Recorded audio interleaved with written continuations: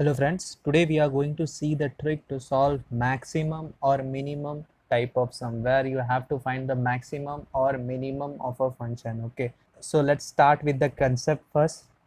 So let's say you have a function something like this and it is increasing like this. Okay, so here you can see the minimum value of the function will be at this point and the maximum value of the function will be at this point, and the point at which this curve changes its shapes will be the point of inflection, basically a saddle point. Okay, this is the concept that you should know it before you start with the trick. Okay, so let's start with the sum and there only we will see the trick. So first sum we have for the function f of x equals to x square into e raised to minus x.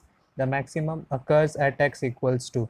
So what you will do, you have to find the maximum and the point where the function become maximum, you have to find that point. Okay, so first take a look how I solve this sum.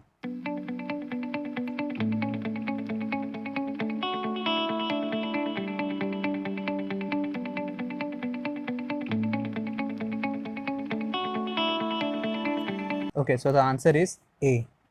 So you can see how easily I solve this sum without going to the lengthy procedure. What our traditional procedure is, you have to first take the f dash of x and you have to go for f double dash x also. And if you equate this f dash of x equals to 0, then whatever the roots come, that is your stationary point, and you have to put the stationary point in this function. And if f double dash of x equals to 0, that means that point is saddle point. If f double dash of x greater than 0, that means that point is your minima. If f double dash of x is less than 0, that means that point is your maxima. Okay, and if the point is maxima, it means it will give maximum value, and if the point is minima, it will give minimum value. But today we are not going to do by this traditional way, we are going to use the trick, and the trick is you have to use the option. This is a simple trick. So basically what we have to do is you have to put all the option in this function and you have to get the point at which the function is giving the maximum value. So if you put the value of 2 in this function, you will get 4 into e raised to minus 2, and we know the value of e raised to minus 1, e raised to minus 2, right? This is very simple. E raised to 1 will be 2.738, e raised to minus will be 0.368. Okay, this is the thing that we know. If you don't know, you can use the calci, because in gate exam we have calci, right? So if you put 2, you will get 4 into e raised to minus, the value of e raised to minus 2 is 0.13 something. So if you multiply it by 4, you will get 0.4 something. Okay, now if you put 1, you will get 1 into e raised to minus 1. It means the value will be around 0.368 something. Okay, and if you put 0, so the function value will be 0, and if you put infinite, so e raised to minus infinity will be 0. So that's it. From here you can get the maximum value, and the maximum value is 0.4 around. So you get the maximum at x equals to 2. So you can see how easily we can use the option and get to the answer without going to this lengthy procedure. Okay, apart from this trick, we have more tricks to come. We will see in further sums. Okay, now the second sum is find the minimum value of a function for real value of x, and the function is given e raised to x plus e raised to minus x. Here also you can use the option will be e raised to 2 plus e raised to minus 2, and if you put 1, it will be e raised to 1 plus e raised to minus 1. If you put 0, e raised to 0 plus e raised to minus 0 will be 2, e raised to 0.5 plus e raised to minus 0.5. So here you can see the operator between these two term is plus. So whatever the value of e raised to 2 will get added to e raised to minus 2. So it will be greater than 4 point something. For this also it will be around 3, and here we have 2, and for this also it will be greater than 2. Okay, so from this you can see the minimum value is 2. So the function gives minimum value at x equals to 0.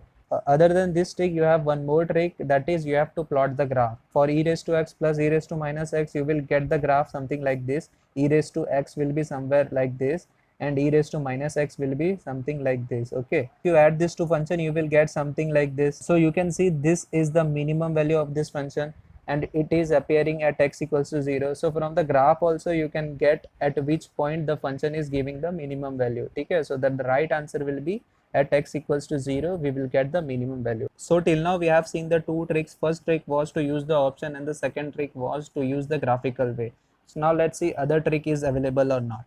Now we have this third sum. At t equals to 0, the function f of t is equals to sine t by t has this a minimum, a discontinuity, a point of inflection, or a maximum. Okay, so first thing you need to check is whether you can use the option or not. So here you can see you can't use option. So second thing you will check for graph, whether you can draw the graph of this function or not.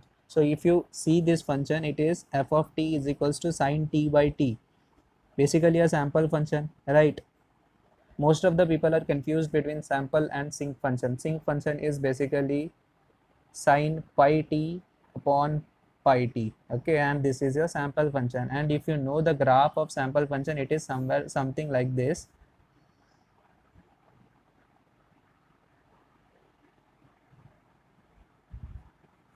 And this is pi minus 2 pi pi.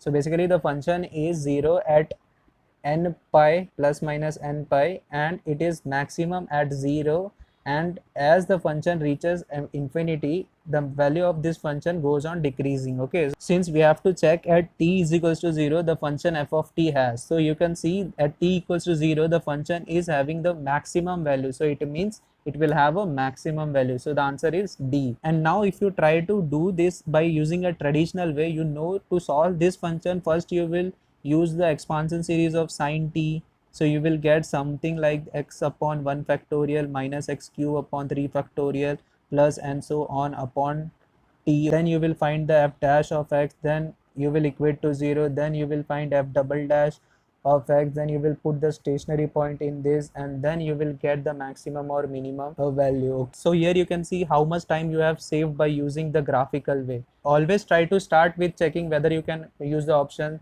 then go for graphical way. Then if both of these are not applied, then only you should do by the traditional way. Okay, now let's see this sum.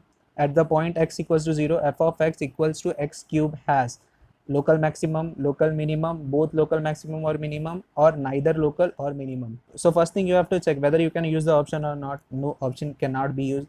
Now second thing, can you draw the graph? Yes, we can draw the graph. The graph of x cube is something like this, right? Okay, and you have to check at x equals to 0, f of x equals to x cube has.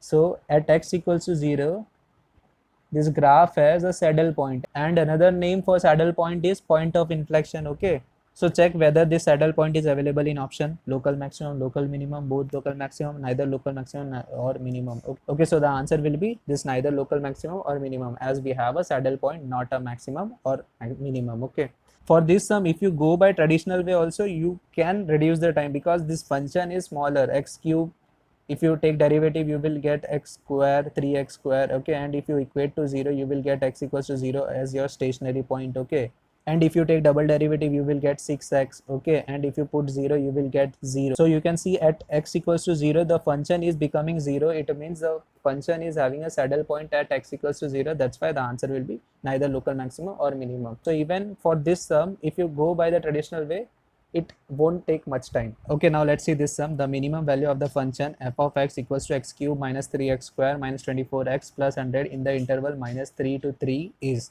Okay, so for this type of sum only you have to do by traditional way, because in this type of sum you are given with this value and we don't know whether this value is for x which is in between these two interval or not. Okay, so first thing you should know about this interval.